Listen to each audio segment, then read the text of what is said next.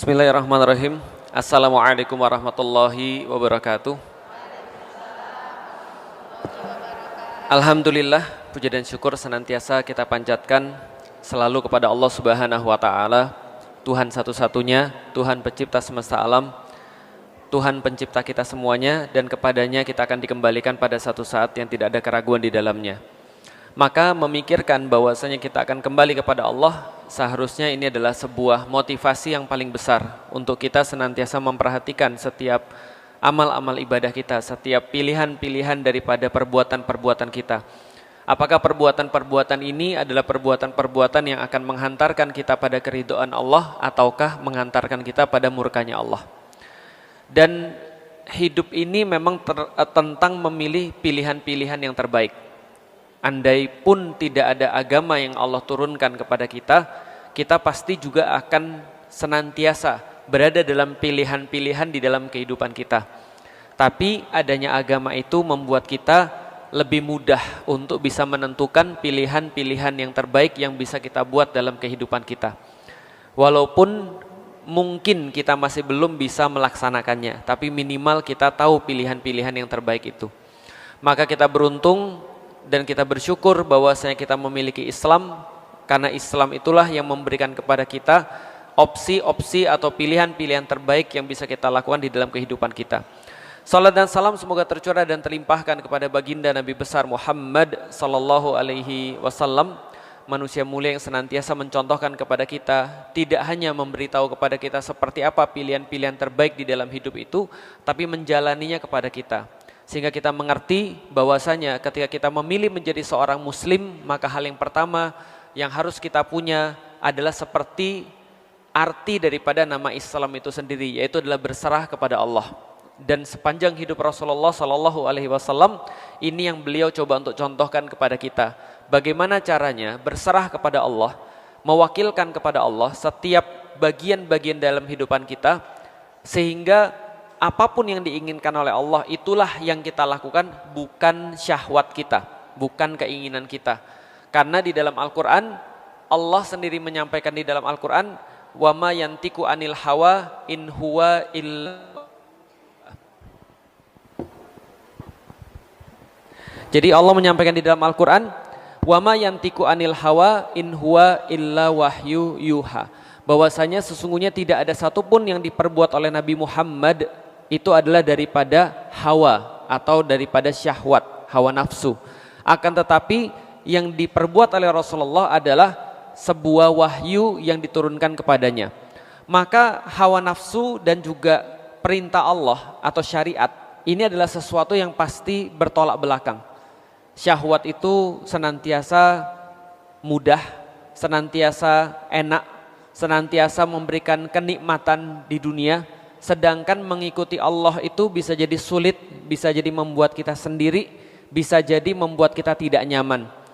Tapi sebagaimana Rasulullah mencontohkan dalam perbuatan beliau, beliau menyampaikan bahwasanya hidup beliau itu penuh dengan kesengsaraan. Maka Fatimah sebelum melihat Rasulullah wafat, beliau bersaksi bahwasanya, wahai ayahku, aku tidak pernah melihat satupun fase di dalam kehidupanmu itu berbahagia. Dalam arti senantiasa dalam keadaan sulit, sengsara. Kenapa? Karena memang Rasulullah bersabda, yang namanya surga dikelilingi oleh ketidaknyamanan, sementara nerakanya Allah dikelilingi dengan kenyamanan dunia. Artinya memang betul, melawan syahwat itu sulit, melawan syahwat itu susah, dan menaati Allah itu juga susah. Yang enak apa? Ya udah, kita ikut arus, orang lain lakukan, kita lakukan. Orang lain berbuat, kita juga berbuat begitu. Ada yang baik, kita nggak usah untuk sampaikan misalnya. Itu lebih mudah daripada kita mengikuti perintah Allah. Makanya ketika kita menjadi seorang muslim, kunci daripada ketaatan itu adalah berserah. Orang itu kalau tidak punya pilihan, kadang-kadang lebih mudah daripada orang punya pilihan. Benar nggak? Misal ya, ibu-ibu pergi ke rumah makan Padang, banyak pilihan makanan. Itu kadang-kadang lebih sulit milihnya daripada kita cuma punya satu itu aja. Bagi orang muslim sebenarnya kehidupan tuh cara pandangnya adalah berserah. Dia berserah karena dia tahu dia nggak punya pilihan kecuali pilihan yang diberikan oleh Allah Subhanahu wa taala, kan gitu kan ya. Wa makana lil mu'minina wala mu'minat idza qadallahu wa rasuluhu amran ayakuna lahum khiyaratu min amrihim. Jadi Allah sampaikan orang mukmin tuh seolah berpikir bahwa dia tidak punya pilihan karena dia tuh cuma budak. Budak, kalau Bapak Ibu tahu, itu nggak punya kemerdekaan, nggak punya kebebasan. Artinya apa? Dia itu kalau misalnya disuguhin makanan di depan dia, itu yang dia makan. Dia disuruh tidur di tempat itu, ya itu dia tidur. Dia suruh terus kemudian melakukan kerjaan ini, dia nggak bisa bilang aku pengennya kerjaan yang work and life balance, nggak bisa. Aku pengen kerjaan yang tidak bikin stres dan depresi, nggak bisa. Teman-teman kerjaku toksik semuanya, nggak bisa. Karena dia seorang budak. Tapi kita paham nggak sih? Kadang-kadang kita nggak paham bahwa menjadi muslim itu adalah menjadi budak. Paham nggak sih maksudnya? Kan muslim itu artinya adalah abdun. Muslim itu artinya adalah hamba. Abdun. Abdun dalam bahasa kerennya hamba. Tapi dalam bahasa aslinya budak. Abdun itu artinya budak. Artinya kita tuh nggak punya kebebasan. Artinya kalau kita berpikir bahwasanya kita adalah budak, kalau kita ini sebenarnya tidak punya pilihan, maka semua itu akan jadi lebih mudah. Sholat 5 waktu, orang nggak mikir lagi, kenapa harus sholat 5 waktu? Misalnya ya, kenapa kita harus misalnya wudhu sebelum sholat? Kenapa harus puasa 30 hari dalam bulan Ramadan di dalam setahun? Kenapa kita misalnya harus melakukan ini dan itu sesuai syariat? Sederhana, karena kita budak dan budak nggak punya pilihan. Maka di dalam Islam yang namanya syariat itu cara pandang kita itu ya memang kita sebagai budak nggak punya pilihan, budak yang nurut. Kalau nggak nurut ada konsekuensinya, namanya budak. Tapi memilih menjadi budak Allah itu pilihan. Paham sampai di sini? Tapi kalau kita sudah memilih jadi budaknya Allah, maka apapun yang Allah sampaikan ya udah patuh. Sami'na wa ata'na.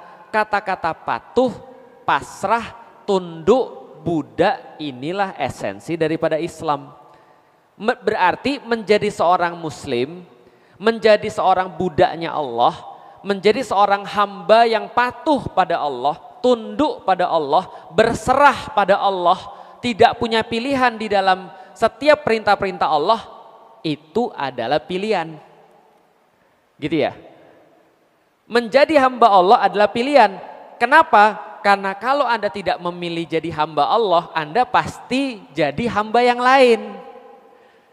Karena tidak ada satupun manusia yang merdeka, nggak ada. Semuanya pasti tunduk. Misal, kalau Anda tidak jadi hamba Allah, Anda jadi hamba siapa? Oke, nggak usah bilang Anda deh, saya, aku. Sebelum aku jadi hamba Allah, aku takutnya sama siapa? Aku takutnya sama orang tua. Aku takutnya sama guru. Lalu setelah agak gede lagi, aku takutnya sama perempuan. Taatnya sama perempuan. Taatnya sama Allah. Ih Ustadz, masa taat sama perempuan? Ya namanya belum kenal sama Allah. Wajar nggak? Ya wajar.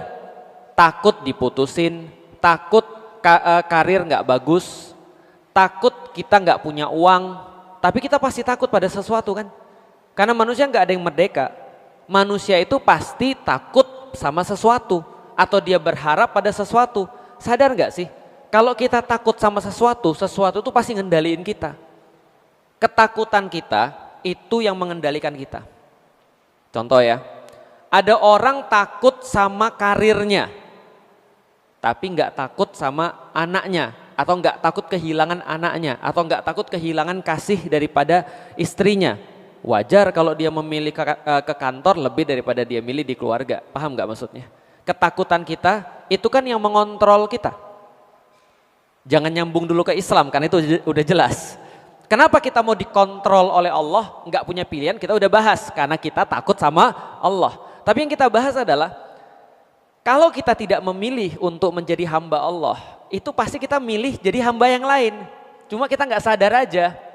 Misal, Kalau ada orang-orang yang senantiasa kehidupannya dikendalin oleh duit terus, berarti dia takutnya sama apa? Ingat ya, yang ngontrol kita itu selalu yang kita takuti. Karena kita nggak mungkin mau dikendaliin kalau kita nggak takut sama itu. Kalau misalnya selama ini ada orang hidupnya, keluhannya, kesibukannya dunia terus, berarti yang membuat dia takut adalah dunia. Maksudnya kayak apa sih Ustadz? Dia merasa hidupnya kurang sempurna ketika ada iPhone baru muncul dia belum punya. Dia merasa kayak khawatir. Ibu-ibu mungkin nggak nyambung, tapi ada banyak di luar sana seperti itu. Buktinya apa? Dia rela kok pinjol demi beli handphone baru. Paham nggak maksudnya? Ada nggak orang pinjol untuk misalnya melunasi kewajiban dia misalnya? Atau jangankan kewajiban dia deh, misalnya pinjol untuk misalnya ya, dia walaupun nggak boleh ya, tapi ini contoh aja misalnya. Dia pinjol untuk bisa beli sarung karena dia nggak punya sarung untuk sholat misalnya, nggak bisa nutup aurat. Kayaknya jarang deh. Kita kalau urusan ibadah, ya udah nggak apa-apa, Allah ngerti kok, gitu ya. Tapi kalau soalan handphone baru, kalau soalan gadget baru, kalau soalan dunia, kita selalu merasa kita harus punya, padahal enggak. Tapi hidup kita senantiasa dikontrol oleh itu. Coba lihat apa yang membuat hidup kita nggak nyaman. Biasanya itu yang kita takutin tuh. Belum tentu sama kayak orang lain. Ada orang lain yang mungkin bukan handphone, tapi cewek tadi. Dia merasa handphonenya nggak ada, nggak apa-apa. Nggak paling baru, nggak apa-apa. Tapi begitu ceweknya ngambek atau misalnya cowoknya ngambek, dia bad mood seharian. Berarti kan dia takut kehilangan orang itu kan. Artinya apa? Hidup dia dikontrol dan dikendalikan oleh itu. Tapi hidup dia nggak pernah dikontrol dan dikendalikan oleh Allah. Artinya apa? Kalau dia tidak memilih untuk bisa taat pada Allah, tunduk pada Allah, pasrah pada Allah, dia pasti jadi hamba yang lain. Ada orang di dalam hidupnya jabatan, merasa harus banget yang namanya dapat jabatan. Harus banget jadi orang penting. Kalau di jalan kerjaannya bunyiin sirine. Kenapa? Merasa jadi orang penting. Ada nggak orang kayak gitu? Ada. Kayak merasa ada yang kurang gitu. Kalau misalnya dia sama kayak orang biasa. Ngomongnya biasanya adalah, kamu nggak tahu saya siapa?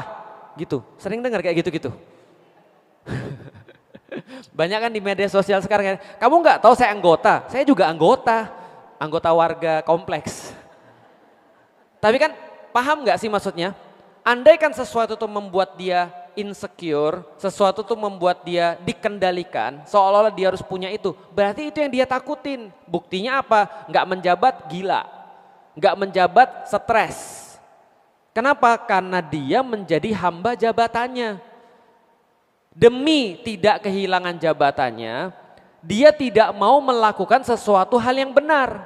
Ini kan contoh bahwa kalau Anda tidak jadi hambanya Allah, Anda akan jadi hambanya yang lain.